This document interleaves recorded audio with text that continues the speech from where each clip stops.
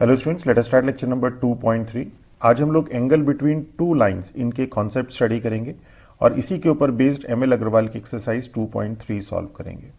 हालांकि काफ़ी कॉन्सेप्ट हम ऑलरेडी लेक्चर नंबर 2.1 में स्टडी कर चुके हैं, तो वो कैसे यहाँ पे यूज़ होंगे वो अभी हम बताते हैं आपको। तो फिलहाल हमारे पास सपोज दो लाइन्स हैं वेक्टर फॉर्म में कि let vector r1 is equal to a1 plus lambda b1।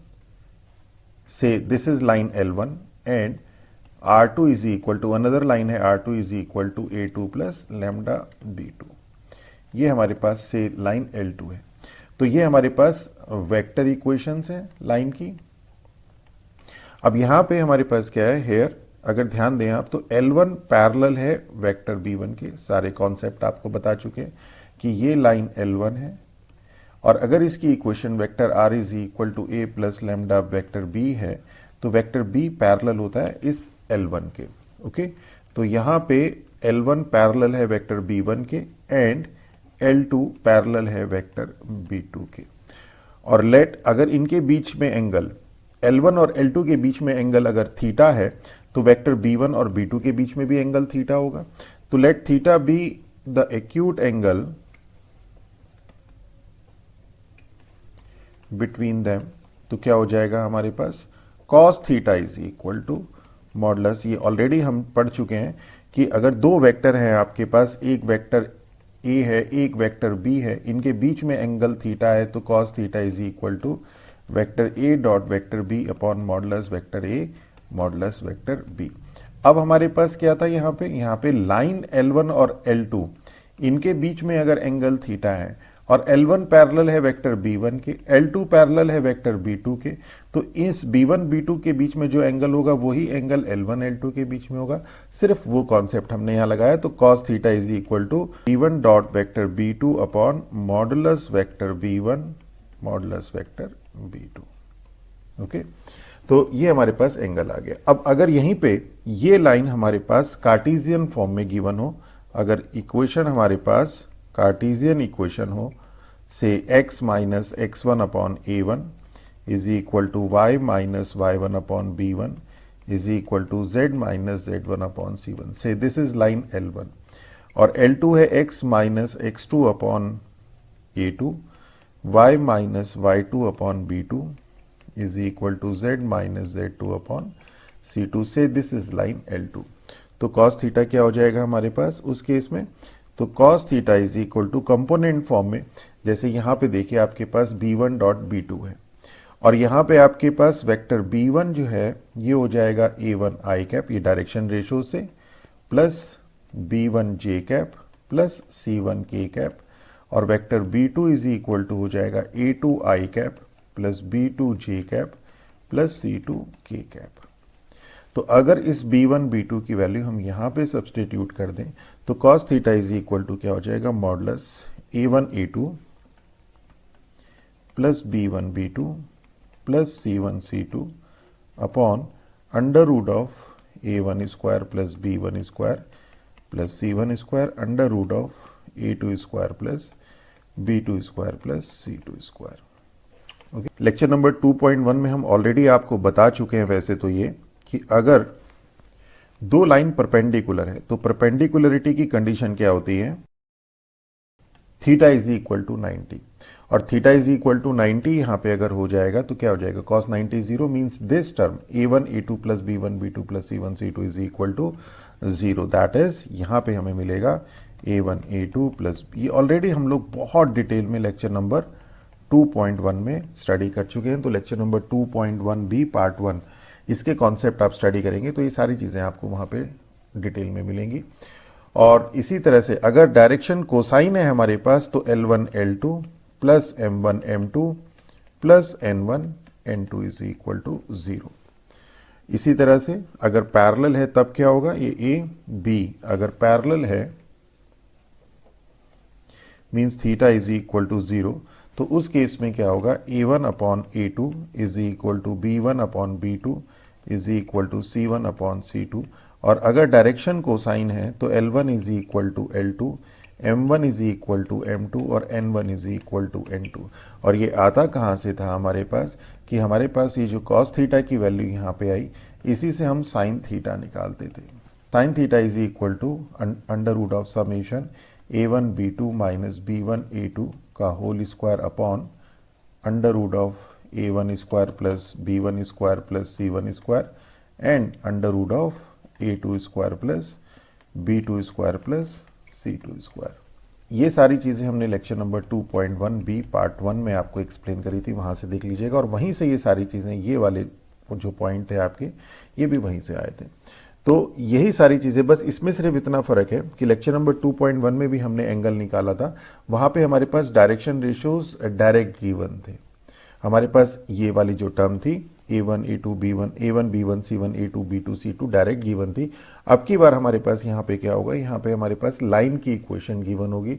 तो इस लाइन से हम लोग ये b1 निकालेंगे और b1 के जो डायरेक्शन रेशियोज हैं वो यहाँ पे हमारे पास यूज होंगे। बस इतना सा डिफरेंस है। और अगर कार्टेशियन फॉर्म होगी तो कार्टेशियन फॉर्म में यहाँ से हम डायरेक्शन रेशियोज निकालेंगे। लेक्चर नंबर 2.1 में भी सेम फॉर्मूले हमने यूज किए थे, वहाँ पे डायरेक्शन रेशियोज डायरेक्ट गिवन थे। अब इसमें एक और पॉइंट आता है, बहुत अच्छा क्वेश्चन बनता है उसका even. Equation of a line passing through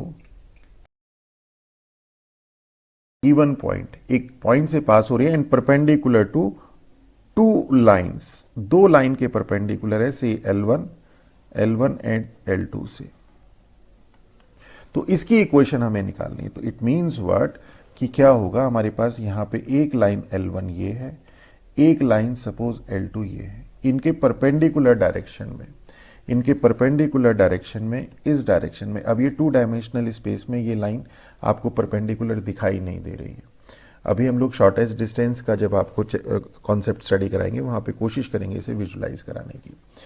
तो ये जो परपेंडिकुलर डायरेक्शन में लाइन है, इसकी इक्वेशन निकालनी, ये पास हो रही है, एक तो ये गिवन है कि ये पास हो रही है एक पॉइंट ए से, और इसका पोजीशन वेक्टर है वेक्टर ए।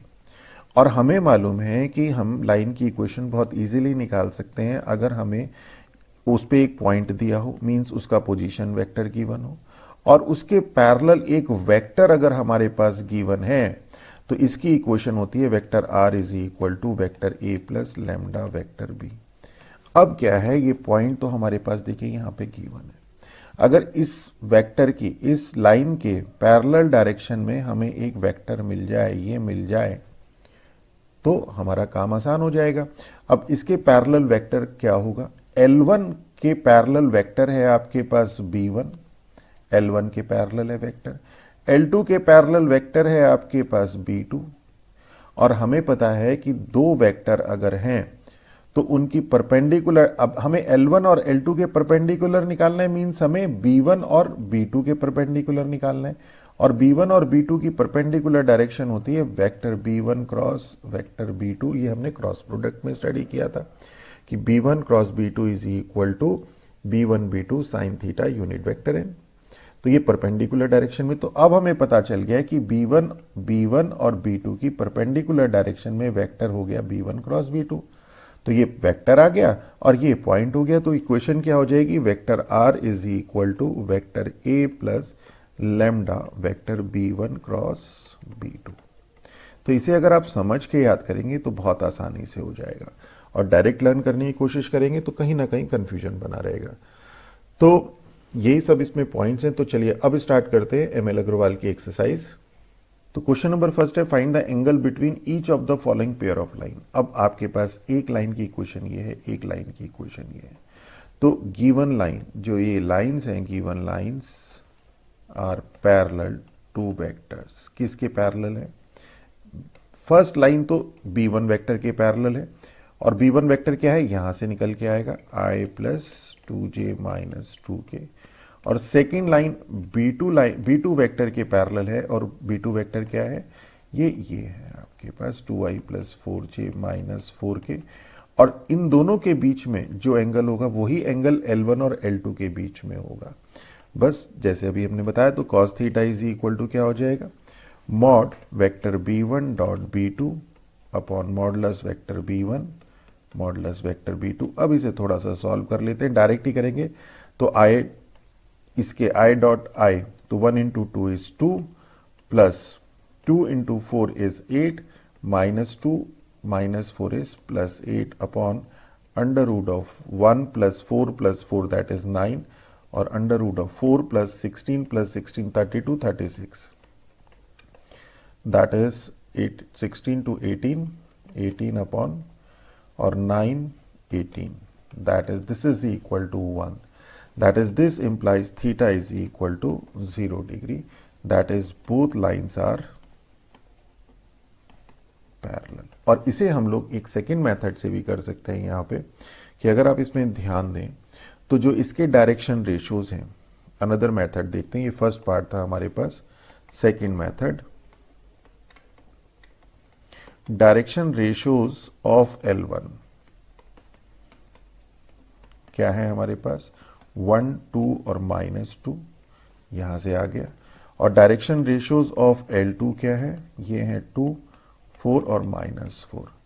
तो डायरेक्शन रेशियोज यहां पे क्या है, डायरेक्शन रेशियोज आर प्रोपोर्शनल है। तो means this implies L1 parallel to L2, this implies theta is equal to 0 degree. Okay, अब इसी सेकंड पार्ट सेम है हमारे पास, ये B1 वेक्टर, ये B2 वेक्टर, L1 और L2 के बीच में जो एंगल है वही एंगल B1 और B2 के बीच में होगा। और ये वहां पे ये फॉर्मूला हम लोग अप्लाई कर देते हैं। तो चलिए करते हैं।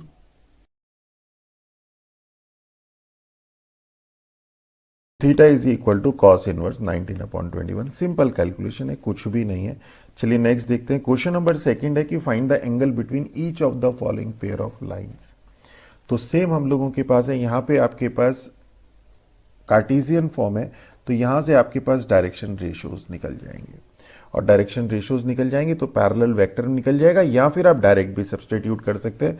तो यहां पे डायरेक्शन रेशियोज ऑफ L1, अब L1 लाइन ये L1 है, ये L2 है, ये आप एज्यूम कर लीजिएगा कि let L1 is this one, L2 is this one.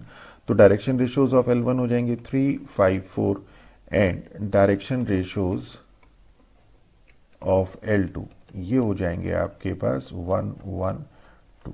Okay, अब आप इसे डायरेक्टली भी यूज कर सकते हैं, और या फिर आप इसको वेक्टर B1 निकाल सकते हैं। Vector B1 is 3i plus 5j plus 4 के vector parallel to given lines R।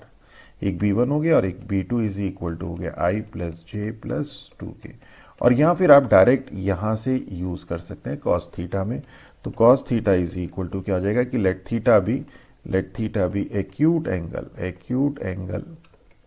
तो ये लैंग्वेज आपको लिख लीजिएगा, modulus 3 plus 5 plus 8 upon under root of 9 plus 25 plus 16 and under root of 1 plus 4। इसे सॉल्व कर लीजिए। implies theta is equal to cos inverse 8/5√3। Same इसी तरह से यहां पे चलेगा। देखिए कार्टेशियन फॉर्म में जब भी क्वेश्चन आए तो सबसे पहले देखिए स्टैंडर्ड फॉर्म में है कि नहीं है। तो देखिए ये भी स्टैंडर्ड फॉर्म में है, ये भी स्टैंडर्ड फॉर्म में है। तो इसी तरह से ये तो फर्स्ट पार्ट था, सेम सेकेंड पार्ट है।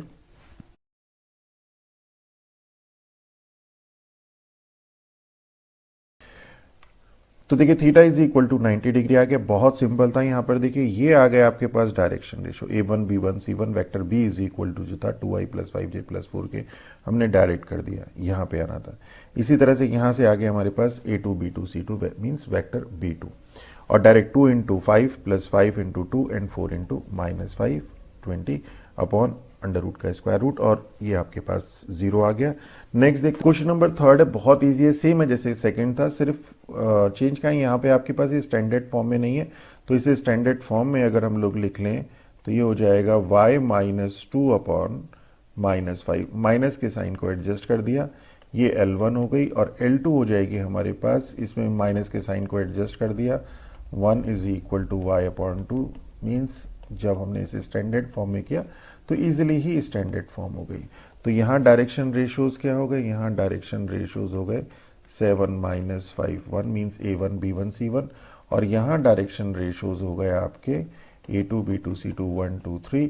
अब थीटा अगर एंगल है बिटवीन देम, तो थीटा ये जो पैरेलल वेक्टर है इस लाइन के बीच में जो एंगल है, इस लाइन और इस लाइन के बीच में जो एंगल है, वही एंगल इस वेक्टर और इस वेक्टर के बीच में है।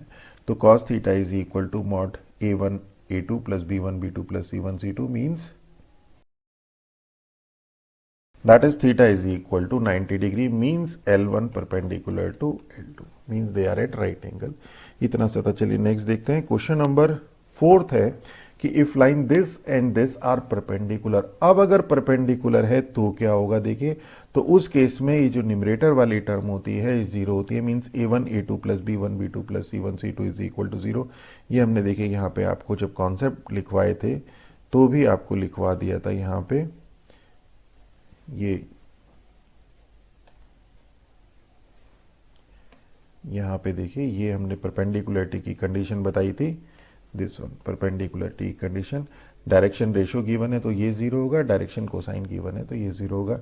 पैरेलल की कंडीशन में डायरेक्शन रेशोज ये और डायरेक्शन कोसाइन ये। तो इसी को बस अब हम लोगों को अप्लाई करना है। a1 b1 c1 और a2 b2 c2 हमारे पास यहाँ पर गिवन है। तो देखिए ये हो गया आपके पास, ये हो गए a1 b1 c1 और ये हो गए आपके पास a2 b2 c2। तो क्या हो जाएगा, डायरेक्शन रेशोज ऑफ L1 कितने हो जाएंगे, -3 2k और 2। और इसे करने से पहले सबसे पहले देख लीजिए कि स्टैंडर्ड फॉर्म में है कि नहीं है। और इसी तरह से डायरेक्शन रेशोज ऑफ L2 क्या हो जाएंगे, 3k 1 और -5 means a1 b1 c1 a2 b2 c2। तो क्या गिवन क्या है, लाइन्स आर परपेंडिकुलर गिवन है हमारे पास, lines are perpendicular. This implies -3 into 3k that is -9k plus 2k minus 10 is equal to 0, that is -7k is equal to 10, that is k is equal to -10 upon 7। तो k is equal to -10 upon 7 के लिए ये दोनों लाइनें perpendicular होंगी। और same question find the value of k so that this and this are perpendicular. Same question है, सिर्फ थोड़ा सा स्टैंडर्ड फॉर्म में लेके आना है इसे। तो we can write this as y upon -1 and z upon 1 upon k। और इसके डायरेक्शन रेशोज हो जाएंगे आपके पास 1 -1 और 1 अपॉन k। और इसी तरह से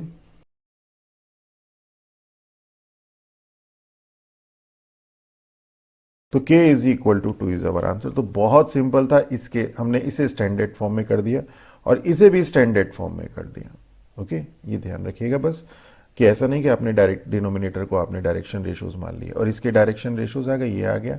और L1 और L2 ये दोनों परपेंडिकुलर गिवन है, means a1 a2 plus b1 b2 plus c1 c2 0 होगा, k इज इक्वल टू 2।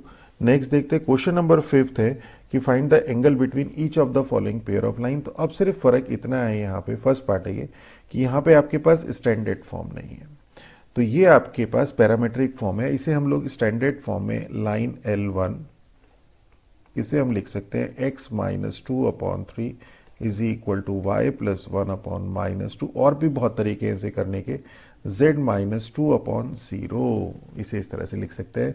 कैसे होगा देखिए, x -2 upon 3 is equal to y plus 1 upon -2।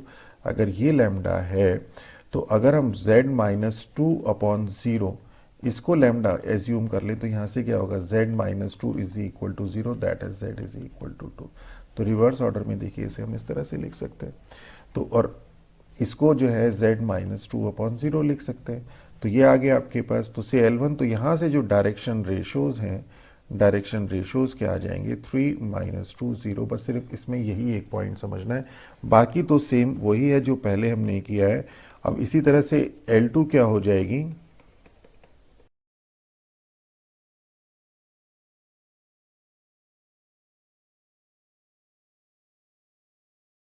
is equal to cos inverse 3 upon under root of 182।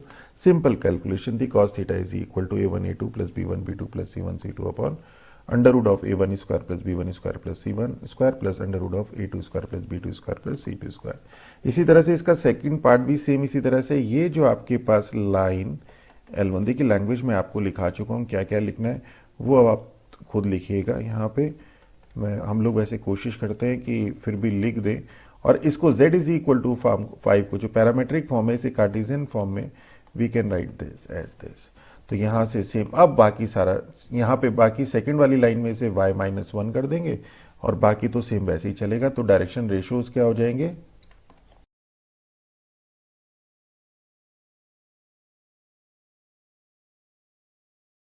Same वैसे ही theta is equal to cos inverse 3/√182 is our answer. चलिए next देखते हैं।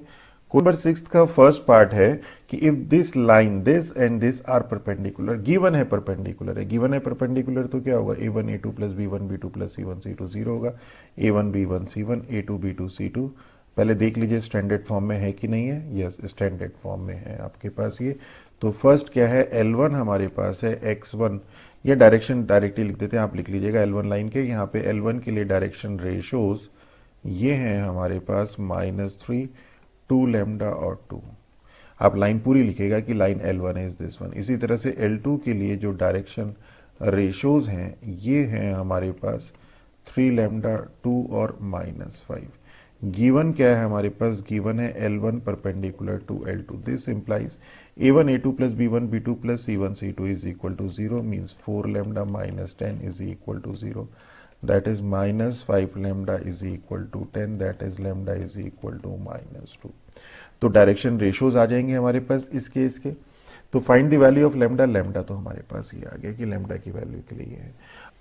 अब हमें बताना है find the values of lambda, lambda तो आ गया, find whether the lines are intersecting और नॉट।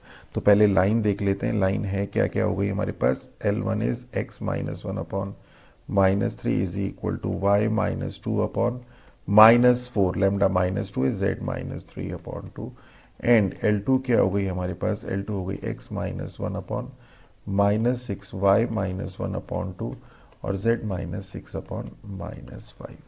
ये L1 और L2 हो गई। अब इंटरसेक्टिंग के लिए हम लोग ऑलरेडी ये कर चुके हैं। इसमें हम लोग क्या करते हैं, एनी पॉइंट ऑफ L1 लेंगे, एनी पॉइंट ऑन L2 लेंगे, और अगर ये दोनों पॉइंट सेम होंगे तो हमें लैम्डा और म्यू की वैल्यू ऐसी मिलेगी जो सबको सेटिस्फाई करे, मींस कंसिस्टेंट हो। अभी याद आएगा कि any point on any point, बहुत क्वेश्चन के इस तरह के L1 क्या हो जाएंगे हमारे पास -3, और लैम्डा तो यहाँ पे आ चुका है, हम लोग म्यू ले लेते हैं, -3 म्यू प्लस 1 माइनस इससे इज इक्वल टू, यहाँ पे म्यू रख दें अगर तो -4 म्यू प्लस 2, और डायरेक्ट प्रैक्टिस करिएगा इसकी। और इसी तरह से एनी पॉइंट ऑन L2 ये हो जाएंगे आपके पास -6, इसको इज इक्वल टू t रख देते हैं, तो -6t प्लस 1 2t प्लस 1 और -5t प्लस 6। हमें ये बताना है कि लाइन इंटरसेक्ट कर रही है कि नहीं कर रही है। अब ये जो पॉइंट है L1 के ऊपर और ये पॉइंट जो है L2 के ऊपर, ये अगर इंटरसेक्ट करेंगे तो हमें एक ऐसी वैल्यू लैम्डा और म्यू की मिलेगी जिसकी लैम्डा की वैल्यू यहाँ रख दें, म्यू की वैल्यू यहाँ रख दें, और पॉइंट हमारे पास सेम हो जाए। मींस कि intersect L2 if and only if -3 mu plus 1 is equal to -6t plus 1 -4 mu plus 2 is equal to 2t plus 1 and 2 mu plus 3 is equal to -5t plus 6, this is equal to this is equal to this is equal to, और ये क्या होनी चाहिए, are consistent, ये consistent होनी चाहिए। Last lecture में बहुत डिटेल में आपको बताया था, ये बेसिकली लास्ट लेक्चर का ही क्वेश्चन है। तो इसे बस आप सॉल्व कर लीजिए, किन्हीं दो को सॉल्व कर लीजिए, और दो को सॉल्व करने के बाद म्यू और टी की वैल्यू आई, उसको लेफ्ट हैंड साइड में रख के देखिए, और राइट हैंड साइड में दोनों वैल्यू अगर सेम मिलती हैं तो कंसिस्टेंट होगा, और अगर नहीं मिलेंगी तो कंसिस्टेंट नहीं होगा। और अगर कंसिस्टेंट नहीं होगा मीन्स हमें यहाँ पे अगर पॉइंट म्यू और टी के नहीं मिल रहे, मीन्स L1 L2 हमारे पास इंटरसेक्ट नहीं करेगा। तो बस ऐसे ही सॉल्व करना है, तो चलिए करते हैं।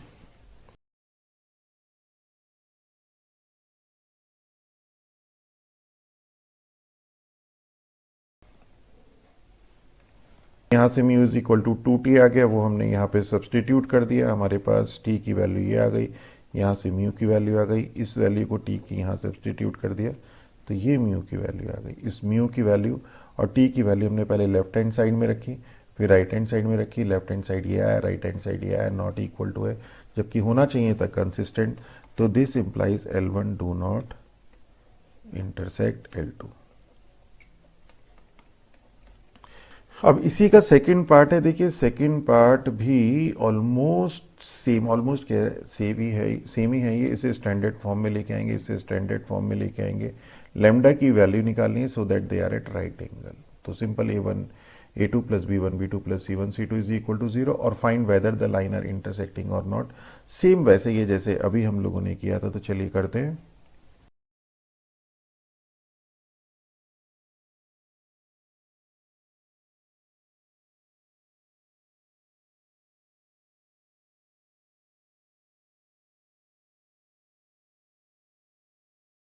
तो देखिए बहुत सिंपल था, आपके पास L1 परपेंडिकुलर टू L2 से लेमडा इज इक्वल टू 7 आ गया, लेमडा की वैल्यू रख दी, L1 आ गया, L2 आ गया, any point on L1 any point on L2। तो अगर ये आपके पास इंटरसेक्ट करेंगे तो ये दोनों वैल्यूज इक्वल होंगी, तो वहाँ से हमें लेमडा और टी की ऐसी कैसी वैल्यू मिलेगी जो कि सभी इक्वेशंस को सेटिस्फाई करे, इसको भी करे, इसको भी करे, इसको भी करे। तो यहाँ से हमने mu is equal to t निकाला, उसे यहाँ पे सब्सटीट्यूट करा, तो ये ही सेटिस्फाई नहीं हो रही है, आगे की तो हम छोड़ देते हैं। तो सेटिस्फाई नहीं हो रही means L1 do not intersect L2। अब इसी तरह से क्वेश्चन नंबर 7 है, बहुत अच्छा क्वेश्चन है, find the equation of the perpendicular drawn from this to the line this. Means एक पॉइंट है आपके पास से, इससे परपेंडिकुलर ड्रॉ किया एक लाइन L पे, लाइन L गिवन है और ये पॉइंट A भी गिवन है। ओके, तो हमें इस लाइन, अगर ये P फुट ऑफ परपेंडिकुलर है तो हमें इस इक्वेशन लाइन की इक्वेशन AP की इक्वेशन फाइंड करनी है। तो कैसे करेंगे? देखिए इसमें सबसे मेन आएगा, इस P को अगर आप किसी तरह से फाइंड कर लें तो equation of line passing through A and P means two point वाली इक्वेशन हमारे पास यहाँ पे आ जाएगी, इसीलिए हो जाएगी। Means target is to find the value of P। अब P कैसे फाइंड करेंगे वो देखिए। हम क्या करते हैं, यहाँ पे हमारे पास L की इक्वेशन, लाइन की इक्वेशन गिवन है ये वाली, इससे हम any point on line L निकाल एज्यूम कर सकते हैं, हमें मिल जाएगा लेमडा -5 4 लेमडा -3 -9 लेमडा, यहाँ से इज इक्वल टू लेमडा मानते हुए, और वो मान लेंगे कि ये जो पॉइंट है वो P पॉइंट है। अब अगर वो पॉइंट P होगा तो इस P और इस A की हेल्प से हमारे पास इसके डायरेक्शन रेशियोज निकल जाएंगे, डायरेक्शन रेशियोज ऑफ AP। और वो जो डायरेक्शन रेशियोज मीन्स हमारे पास आ जाएगा पहले तो एनी पॉइंट ऑन L, यहां पे आ जाएगा एनी पॉइंट ऑन L, ये आ जाएगा हमारे पास लेमडा की टर्म्स में। अब यहां से हमारे पास डायरेक्शन रेशियोज ऑफ AP आ जाएंगे, ये भी लेमडा की टर्म्स में आएंगे। अब ये जो डायरेक्शन रेशियोज ऑफ AP हैं, AP और L परपेंडिकुलर है, AP परपेंडिकुलर है L के, तो यहां पे डायरेक्शन रेशियोज वाला हम लोग केस लगा देंगे, A1 A2 plus B1 B2 plus C1 C2 is equal to 0। तो A1 B1 C1 तो ये हो गए, और A2 B2 C2 जो आपके पास लाइन गिवन है L, इसके डायरेक्शन रेशियो जो डिनोमिनेटर वाले 1 4 -9, तो मीन्स यहां से क्या होगा, हमारे पास लेमडा की वैल्यू मिल जाएगी। लेमडा की वैल्यू मिल गई तो एनी डायरेक्शन रेशियोज में मिल जाएंगे AP के, और डायरेक्शन रेशियोज मिल गए AP के, और A के पॉइंट मिल गया, तो हमारे पास इक्वेशन ऑफ लाइन आ जाएगी, vector R is equal to vector A plus lambda vector B। इतना सा क्वेश्चन है, और अगर इसे ध्यान से देखें तो सेम 8th क्वेश्चन है, find the foot of perpendicular drawn from this to this. Means ये एक स्टेप कम कर दिया यहाँ पे, यहाँ सिर्फ फुट ऑफ परपेंडिकुलर निकालना है, वहाँ इससे पहले वाले में तो इक्वेशन ऑफ AP निकालनी थी, यहाँ सिर्फ फुट ऑफ परपेंडिकुलर निकालना है। और यहाँ पे find the distance of the point this from this, means ये जो पॉइंट है A, इस AP का डिस्टेंस निकालना है। P के कोऑर्डिनेट अगर मिल गई, A के गिवन है, तो डिस्टेंस फॉर्मूला लगा देंगे। और अगर आप ध्यान दें तो यहाँ पे तो डिजिट भी सेम है, 8 का सेकेंड पार्ट सेम डिजिट्स हैं जो 7th का है। देखिए 2 4 -1 x + 5 y + 3 z - 6, सेम ये। इसी तरह से क्वेश्चन नंबर 9 देखिए, find the image of the point P। इस पॉइंट P की इमेज फाइंड करनी है in the line R, line R में, लाइन जो आपके पास L ये लाइन है, तो इस पॉइंट P की इमेज का मतलब P से हम परपेंडिकुलर ड्रॉ करेंगे, और इमेज कहाँ मिलेगी, उतने ही डिस्टेंस पे जितने डिस्टेंस पे ये है आपके पास। और अगर ये डिस्टेंस A है और इसकी इमेज P' होगी, तो A मिड पॉइंट होगा P' का। तो ये P पॉइंट आपके पास गिवन है, किसी तरह से A अगर निकल जाए हम लोगों का, तो हम मिड पॉइंट फॉर्मूला लगा के P' के फॉर्मूले P' बहुत आसानी से फाइंड कर सकते हैं। तो देखिए तीनों क्वेश्चन एक जैसे हैं, तीनों ही क्वेश्चन एक जैसे हैं। तो यहां पे क्या आ जाएगा, यहां पे आ जाएगा let P be foot of perpendicular. एक में लैंग्वेज लिखा देते हैं, foot of perpendicular from A to x + 5/1 y plus 3/4 is equal to z minus 6/-9 L1 से हमने मान लिया ये L1 है और यहाँ पे लाइन खींच देते हैं रबर के लिए। अब यहाँ पे क्या हो जाएगा, एनी पॉइंट ऑन L1, ये क्या हो जाएगा, यहाँ से निकल जाएगा लेमडा -5, 4 लेमडा -3 और -9 lambda plus 6। If this point is P, then direction ratios of AP क्या हो जाएंगे, direction ratios of AP R क्या हो जाएंगे। आपके पास A पॉइंट है, देखिए A पॉइंट है 2 4 -1 ये, और P पॉइंट है ये, इसे मान लेते हैं से P। ओके, तो क्या हो जाएगा, this x2 minus x1 means lambda -5 -2 direct कर रहे हैं 7, 4 lambda -3 -4 is -7 minus lambda plus 6 plus 1 that is 7। ये तो डायरेक्शन रेशियोज AP के आ गए। और डायरेक्शन रेशियोज ऑफ L ये क्या हो जाएंगे, देखिए यहाँ पे हमारे पास गिवन है 1 4 एंड -9, और हमें पता है वी नो AP परपेंडिकुलर है L के, तो दिस इंप्लाइज इनके कॉरस्पॉन्डिंग कंपोनेंट का सम 0 होगा, मीन्स लेमडा -7 डायरेक्ट कर रहे हैं, देखिए 1 into this 4 into this plus -9 into direct कर रहे हैं।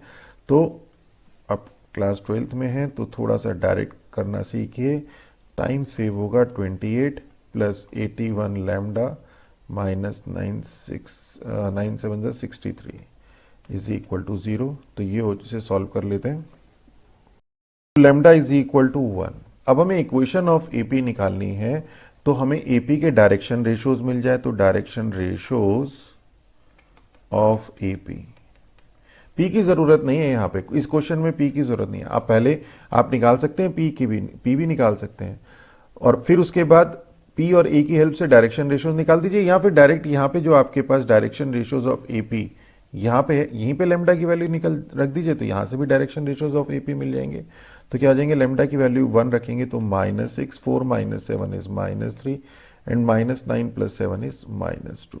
तो इक्वेशन ऑफ लाइन क्या हो जाएगी, तो equation of line passing through A से हो रही है ना, passing through 2 4 -1 and direction ratios क्या है, डायरेक्शन रेशियोज AP के -6 -3 -2, क्या लाइन की इक्वेशन हो जाएगी, vector R is equal to 2i plus 4j minus k, जिस लाइन से पास हो रही है, plus lambda -6i minus 3j minus 2k।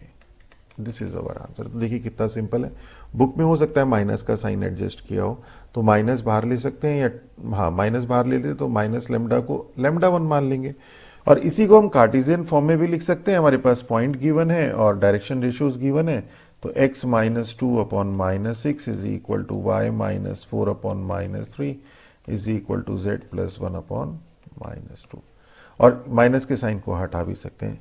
इसी तरह से जैसे मैंने बताया था आपको कि 8 का सेकंड पार्ट देख लीजिए, 8 का सेकंड पार्ट सेम है, find the distance of the point this to this. अब हमें डिस्टेंस निकालना है तो पीछे ही कर लेते हैं, हम इसे इसी में कर लेते हैं यहाँ पे। तो डिस्टेंस AP के लिए पहले पॉइंट निकाल लेते हैं हम लोग, P पॉइंट P। तो पॉइंट P हमारे पास कौन सा था, यहाँ पे हमारे पास पॉइंट P था, देखिए ये वाला एनी पॉइंट L1, ये हमारे पास पॉइंट P था। तो पॉइंट P हो जाएगा आपके पास लेमडा इज इक्वल टू, तो 1 है, तो 1 -5 -4, 4 -3 इज 1, -9 प्लस 6 इज -3। तो distance AP is equal to √, ये हमारा चल रहा है 8 का सेकेंड पार्ट। तो √, -4, देखिए आपके पास पॉइंट A ये है, P ये है, तो -4 -2 -6 का स्क्वायर इज 36, 1 -4 इज -3, 3 का square is 9, -3 plus 1 that is -2 -2 का square is 4, that is 49, that is 7 unit. देखिए कितना सिंपल है। बाकी सारा सेम प्रोसेस है। इसी तरह से इट के फर्स्ट पार्ट में देखिए, इट के फर्स्ट पार्ट में भी वही है। यहाँ पे सबसे पहले हमारे पास ये लाइन एल है, सबसे पहले तो हम वही let P B foot of perpendicular from A मान लेते हैं इसे 0 2 3 को, from A on the line, on the given line से एल। ओके, अब हमारे पास क्या आ जाएगा, एनी पॉइंट। अब सेम वैसे ही करेंगे जैसे हमने 7 किया था। एनी पॉइंट ऑन एल क्या आ जाएगा, 5 लैम्डा माइनस 3, 2 लैम्डा प्लस 1 और 3 लैम्डा माइनस 4। और this point is P, then direction ratios निकालेंगे। अब सेम वैसे ही चलेगा जैसे प्रीवियस था, डायरेक्शन रेशियोज ऑफ AP।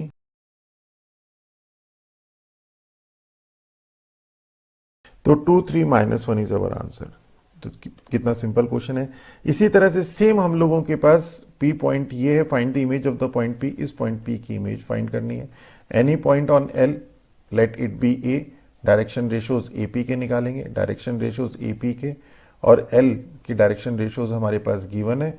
यहां से आ जाएंगे 3 2 माइनस 2 और इनके कॉरस्पॉन्डिंग कंपोनेंट का सम 0 होगा, वहां से लैम्डा आ जाएगा। और लैम्डा अगर एक बार आ गया तो हमारे पास पॉइंट A आ जाएगा और A मिड पॉइंट होगा P डैश का, अगर P डैश आपका इमेज है। तो सेम ऐसे ही करेंगे हम लोग।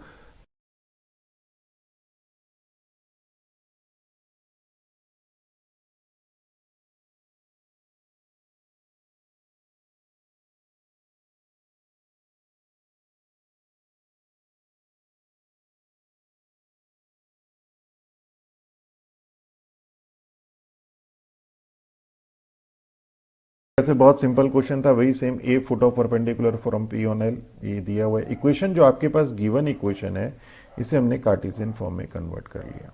ये कार्टेशियन फॉर्म में हमने कन्वर्ट कर लिया। ये आपके पास थी, ये किस लिए, क्योंकि एनी पॉइंट ऑन एल हम लोगों को निकालना है, तो कार्टेशियन फॉर्म से इजीली दिखाई दे जाता है, हालांकि कर उससे भी लेते हैं। तो एनी पॉइंट ऑन एल आ गया।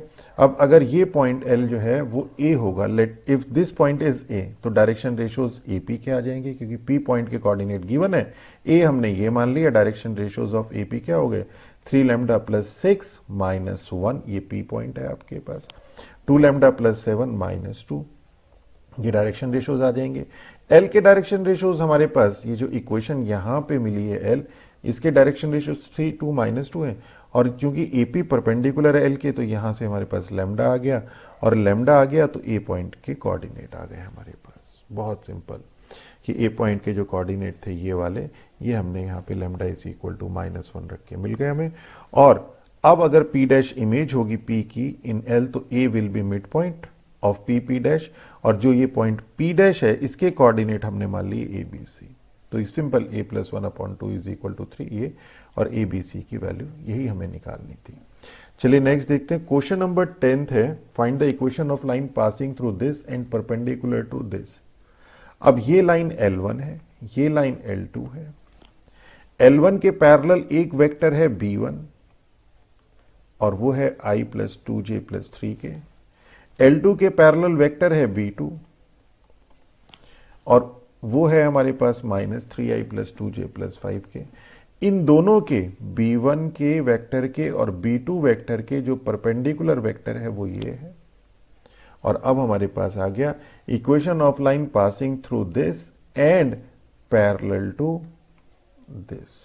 क्या हो जाएगी, vector R is equal to vector A plus lambda, और अगर ये वेक्टर C है तो C लिख दीजिए, या फिर डायरेक्ट B1 क्रॉस B2। हालांकि ये चीज़ मैंने आपको अभी जब कॉन्सेप्ट बता रहा था तभी भी डिटेल में बताई थी। तो यहाँ पे क्या हो जाएगा, हेयर B1 वेक्टर डायरेक्ट ही निकाल देते हैं, I प्लस 2j प्लस 3 के, और B2 वेक्टर ये हो जाएगा -3i प्लस 2j प्लस 5 के। तो हमें करना क्या है, हमें B1 क्रॉस B2 निकालना है, बस सिंपल। आपके पास डिटर्मिनेंट की हेल्प से 1 2 3 -3 2 5, और इसे सॉल्व कर लेते हैं तो ये हो जाएगा 4i माइनस 14j प्लस 8 के। तो रिक्वायर्ड, या चलो डिटेल में लिख लेते हैं इसे, equation of line passing through